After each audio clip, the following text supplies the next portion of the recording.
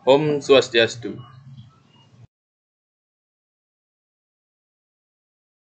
Hari ini, kelompok kami yang terdiri dari I Ketut Merta Kusumardana, I Made Dwipayana, I Kadek Purnayasa, Ida Bagus Gede Surya Wirantara, I Kadek Mahadika yang akan mempresentasikan mengenai drainase perkotaan. Yang pertama, pengertian drainase. Saluran drainase adalah salah satu bangunan pelengkap pada ruas jalan dalam memenuhi salah satu persyaratan teknis prasarana jalan. Saluran drainase jalan raya berfungsi untuk mengalirkan air yang dapat mengganggu pengguna jalan sehingga badan jalan tetap kering. Pada umumnya, saluran drainase jalan raya adalah saluran terbuka dengan menggunakan gaya gravitasi untuk mengalirkan air menuju outlet. Distribusi aliran dalam saluran drainase menuju outlet ini mengikuti kontur jalan raya, sehingga air permukaan akan lebih mudah mengalir secara gravitasi. Drainase perkotaan adalah sistem drainase dalam wilayah administrasi kota dan daerah perkotaan atau urban yang berfungsi untuk mengendalikan atau meringankan kelebihan air permukaan di daerah pemukiman yang berasal dari hujan lokal, sehingga tidak mengganggu masyarakat dan dapat memberikan manfaat bagi kehidupan manusia. Yang kedua, arti drainase. Drainase berasal dari bahasa Inggris drainage, yang punya arti mengalirkan, menguras, membuang, atau mengalirkan air. Secara umum, sistem drainase dapat didefinisikan sebagai serangkaian bangunan air yang berfungsi untuk mengurangi dan membuang kelebihan air dari suatu kawasan atau lahan sehingga lahan dapat difungsikan secara optimal.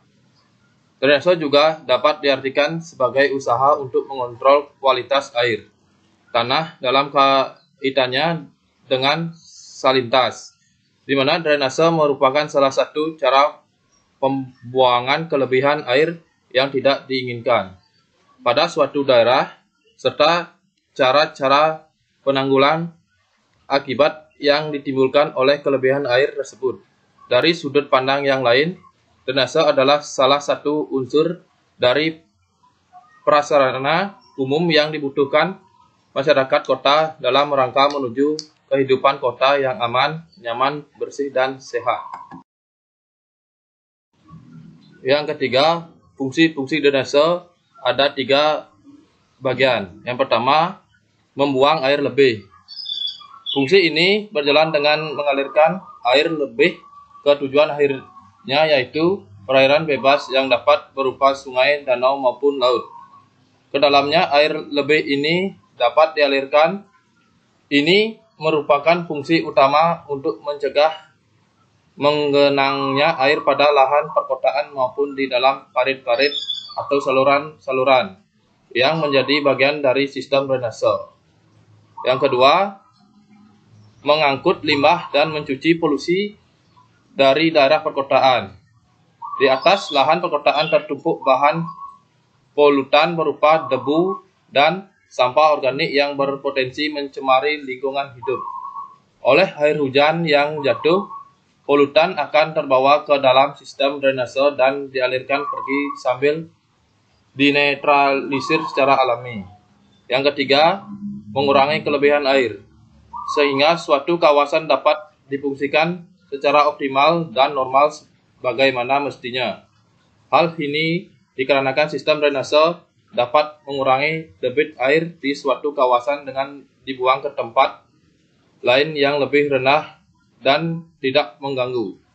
Kualitas hidup penduduk di wilayah bersangkutan menjadi lebih baik dan meningkatkan ketentraman seluruh masyarakat karena tidak adanya genangan air, banjir, dan pembuangan limbah yang tidak teratur. Yang keempat, jenis-jenis drainase yang terdiri dari 4 bagian. Yang pertama, land dan smoothing. Land grading mengatur tahap kemiringan lahan, dan land smoothing penghalusan permukaan lahan. Diperlukan pada areal lahan untuk menjamin kemiringan yang berkelanjut secara sistematis yang dibutuhkan untuk penerapan saluran drainase permukaan. Studi menunjukkan bahwa pada lahan dengan pengaturan saluran drainase permukaan yang baik akan meningkatkan jarak drainase pipa sampai 50% dibandingkan dengan lahan yang kelebihan air dibuang dengan drainase pipa tanpa dilakukan upaya pengaturan saluran drainase permukaan terlebih dahulu. Untuk efektivitas yang tinggi, pekerjaan line grading harus dilakukan secara teliti. Ketidakseragaman dalam pengelolaan lahan dan areal yang memiliki cekungan merupakan tempat aliran permukaan atau runoff berkumpul harus dihilangkan dengan bantuan peralatan pengukuran tanah. Yang kedua, drainase acak. Drainase ini merupakan gambaran yang menunjukkan pengelolaan untuk mengatasi masalah cekungan dan lubang-lubang tempat berkumpulannya air. Lokasi dan arah dari saluran drainase disesuaikan dengan kondisi topografi lahan. Kemiringan lahan biasanya diusahakan sedatar mungkin. Hal ini untuk memudahkan peralatan traktor. Pengolahan tanah dapat beroperasi tanpa merusak saluran yang telah dibuat.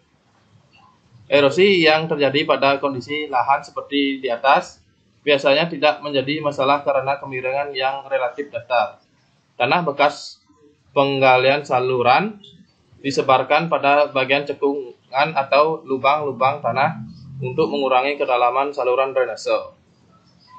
Yang ketiga, drainase paralel. Drainase ini digunakan pada tanah yang relatif datar dengan kemiringan kurang dari 1%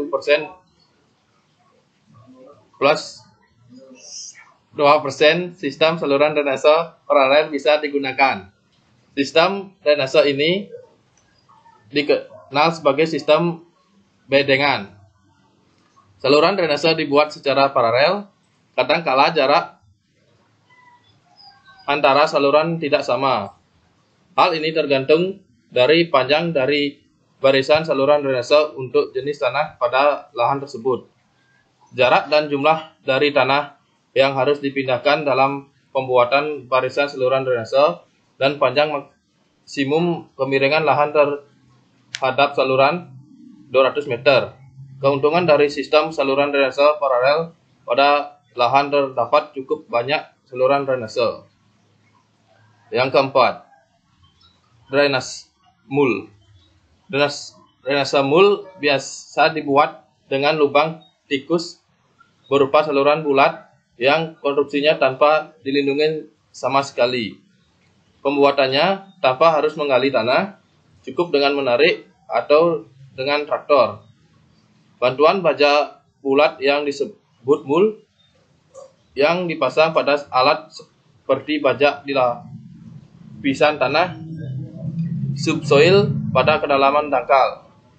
Pada bagian belakang alat mul biasanya disertakan alat expander yang gunanya untuk memperbesar dan memperkuat untuk bentuk lubang. Tidak semua daerah terdapat usaha-usaha pertanian atau perkebunan memerlukan irigasi. Irigasi biasanya diperlukan pada daerah-daerah pertanian di mana terdapat satu atau kombinasi dari keadaan-keadaan berikut. A. Curah hujan total tidak cukup untuk memenuhi kebutuhan tanaman akan air. B. Meskipun hujan cukup, tetapi tidak terdistribusi secara baik sepanjang tahun. C. Terdapat keperluan untuk meningkatkan kualitas dan kuantitas hasil pertanian yang dicapai melalui irigasi secara layak dilaksanakan baik ditinjau dari segi teknis, ekonomis maupun sosial.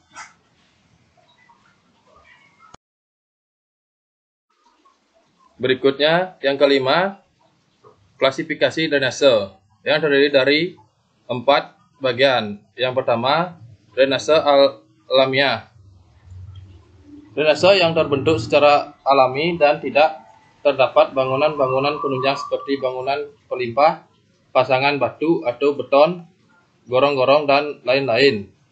Saluran ini terbentuk oleh gerusan air yang bergerak karena gravitasi yang lambat. Laut membentuk jalan air yang permanen seperti sungai. Yang kedua, drainase buatan. Drainase yang dibuat dengan maksud dan tujuan tertentu sehingga memerlukan bangunan-bangunan khusus seperti selokan, pasangan batu atau beton, gorong-gorong, pipa-pipa, dan sebagainya. Yang ketiga, menurut letak bangunan. Drainase permukaan tanah. Saluran drainase yang berada di atas permukaan tanah yang berfungsi mengalirkan air limpasan permukaan. Analisa alirannya merupakan analisa open channel flow. Yang keempat, drainase bawah permukaan tanah. Saluran drainase yang bertujuan mengalirkan air limpasan permukaan melalui media di bawah permukaan tanah. Dikarenakan alasan-alasan tertentu, alasan itu antara lain tertentu artistik, tuntutan fungsi permukaan tanah yang tidak membolehkan adanya saluran di permukaan tanah seperti lapangan sepak bola, lapangan terbang, taman, dan lain-lain. Berikut nomor 6 adalah drainase berkelanjutan. Drainase berkelanjutan adalah meningkatkan daya guna air, meminimalkan kerugian, serta memperbaiki dan konservasi lingkungan. Untuk itu, diperlukan usaha-usaha yang komprehensif dan integratif yang meliputi seluruh proses balik yang bersifat struktural maupun non-struktural untuk mencapai tujuan tersebut. Sistem drainase yang berkelanjutan ini prioritas utama kegiatan harus ditujukan untuk mengelola limpasan permukaan dengan cara mengembangkan fasilitas untuk menahan air hujan berdasarkan fungsinya. Fasilitas penahan air hujan dapat dikelompokkan menjadi dua tipe, yaitu tipe penyimpanan dan tipe peresapan. Konsep sistem drainase yang berkelanjutan prioritas utama kegiatan harus ditujukan untuk mengelola limpasan permukaan dengan cara mengembangkan fasilitas untuk menahan air hujan. Berdasarkan fungsinya, fasilitas penahan air hujan dapat dikelompokkan menjadi dua tipe, yaitu tipe penyimpanan dan tipe peresapan seperti disajikan pada gambar berikut. Berikut ini adalah permasalahan dan solusi yang kerap dihadapi sistem drainase di perkotaan. Yang pertama, bertambahnya jumlah penduduk. Yang kedua, pengelolaan sampah yang tidak diperhatikan. Yang ketiga, tanah amblas. Keempat, kurangnya koordinasi dan sinkronisasi. Dan kelima, tingkat kesadaran masyarakat yang rendah. Berikut ada beberapa solusi untuk menangani masalah drainase di perkotaan yang wajib dilakukan. Yang pertama, memberikan penyuluhan kepada masyarakat agar menyadari pentingnya membuang sampah pada tempatnya. Saluran drainase dan sungai bukanlah tempat untuk membuang sampah. Dan kedua, memberikan sanksi yang tegas terhadap mereka yang membuang sampah sembarangan, termasuk di sungai dan drainase. Ketiga, membangun bak kontrol dan saringan supaya sampah di drainase bisa dibuang dengan cepat. Keempat, memperbaiki konservasi alam. Dan yang kelima, mengatur limpasan melalui fasilitas-fasilitas yang bisa menahan air hujan, menyimpan air hujan, dan membuat resapan air. Inilah presentasi dari kelompok kami mengenai drainase perkotaan.